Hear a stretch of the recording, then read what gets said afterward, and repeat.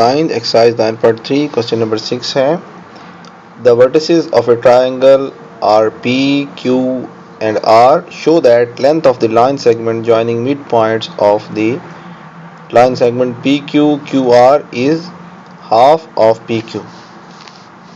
Step by step solve करते हैं. Question ये है कि जो PR सेगमेंट का मिड पॉइंट है और QR का जो मिड पॉइंट है, इन दोनों को अगर मिला दें आपस में तो हमारे पास जो लेंथ आती है that is half of PQ. एक रफली एक शेप बना लेते हैं. क्वेश्चन में ये है कि हमारे पास एक ट्रायंगल है जिसका एक पॉइंट P है और P हमारे पास है 4, 6 और हमारे पास Q पॉइंट है -2, -4 और हमारे पास R है -8 और 2. क्वेश्चन ये है जो मिड पॉइंट है PR का, P और R का ये मिड पॉइंट होगा, इसको हम M1 कह देते हैं. और फिर हमारे पास QR का मिड पॉइंट जो कि ये है, इसको M2 कहते हैं. इन दोनों को अगर हम जॉइन करें तो जो M1 जो लेंथ बनती है इसकी, इस M1 M2 की, ये हाफ ऑफ द लेंथ है इस PQ की. तो इसको सॉल्व करते हैं. सबसे पहला काम हम PR का मिड पॉइंट निकालते हैं, फिर हम QR का मिड पॉइंट निकालते हैं. इन दो पॉइंट्स आ जाएंगे M1 M2. उससे हमें डिस्टेंस का फार्मूला मालूम है तो हम M1 M2 का डिस्टेंस निकाल लेंगे और फिर हम PQ का डिस्टेंस निकाल लेंगे और इन दोनों को देखेंगे कि M1 M2 का डिस्टेंस PQ के डिस्टेंस का हाफ है या नहीं. तो स्टार्ट करते हैं. सबसे पहले P और R का मिड पॉइंट निकालते हैं. M1 है मिड पॉइंट और ये हमारे पास है x1 + x2. x1 हम ले लेते हैं P की वैल्यू को, ये 4. x2 है हमारे पास -8/2 और इसी तरह 6 + 2/2. तो ये हमारे पास M1 आ जाएगा -4/2 और 8/2. तो M1 हमारे पास आ गया -2 और 4. तो ये हमारे पास M1 आ गया. इसी तरह हम M2 फाइंड करते हैं. M2 हमारे पास होगा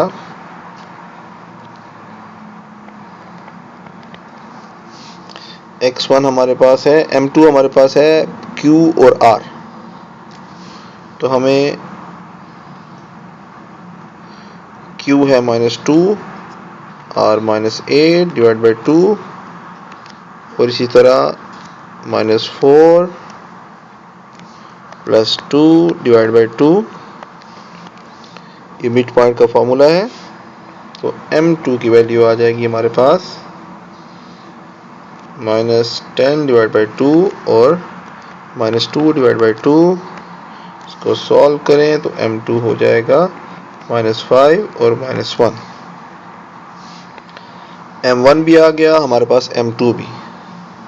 ये वैल्यूज अगर यहाँ लिख लें, M1 हमारे पास आ गया -2 और 4 और M2 है -5 और -1.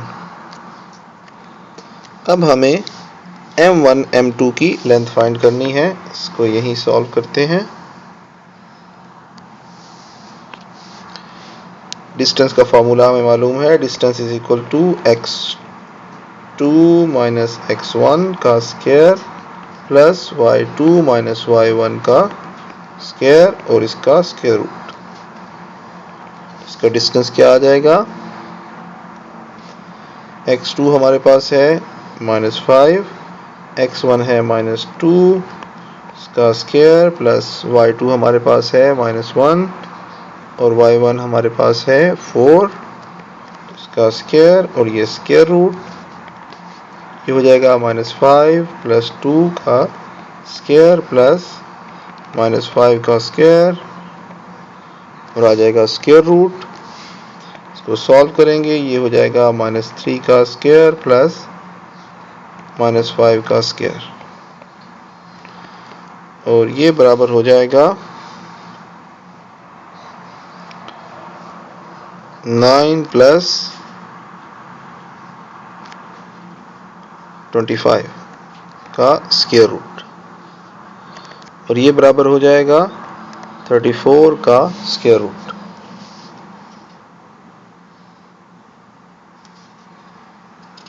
अब हमारे पास वैल्यू आ गई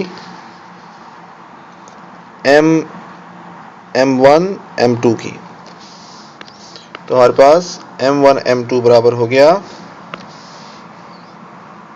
m1 m2 बराबर हो गया 34 के स्क्वायर रूट के। अब हम PQ की लेंथ फाइंड करते हैं और देखते हैं ये इससे डबल है या नहीं। अगर PQ की लेंथ डबल है तो इसका मतलब m1 m2 उसका हाफ हुआ, तो ये प्रूव हो जाएगा। तो हम चेक करते हैं, PQ की लेंथ फाइंड करते हैं। डिस्टेंस का फॉर्मूला हमारे पास है d is equal to x2 minus x1 का square plus y2 minus y1 का स्क्वायर और इसका स्क्वायर रूट। हमारे पास x2 है -2 और x1 है हमारे पास -4, तो ये 4 का स्क्वायर आ गया प्लस y2 हमारे पास है -4 माइनस y1 है हमारे पास 6 इसका स्क्वायर। इसको सॉल्व करते हैं तो ये हो जाएगा -6 का स्क्वायर प्लस -10 का स्क्वायर, ये हो जाएगा 36 और ये हो जाएगा 100 और ये हमारे पास हो गया 136 का स्क्वायर।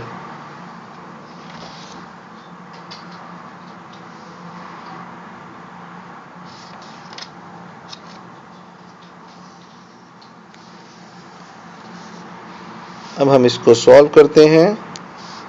136 ये 2 से डिवाइड हो जाएगा, ये हो जाएगा 6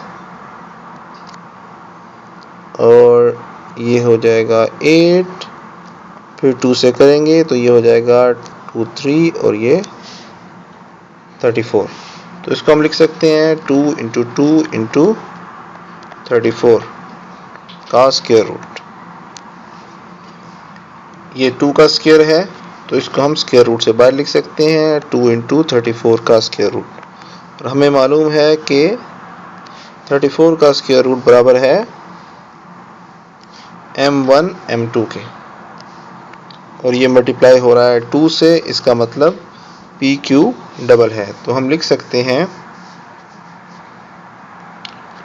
PQ is equal to 2 × m1 × m2 या दूसरे लफ्जों में m1 m2 is equal to half of PQ। और ये ही हमारा रिक्वायर्ड था, ये प्रूव हो गया। तो क्वेश्चन नंबर 6 सॉल्व हो गया। इस तरह हमारी एक्सरसाइज कंप्लीट हो गई। नेक्स्ट एक्सरसाइज के लिए आप नेक्स्ट वीडियोस देखें। Thank you.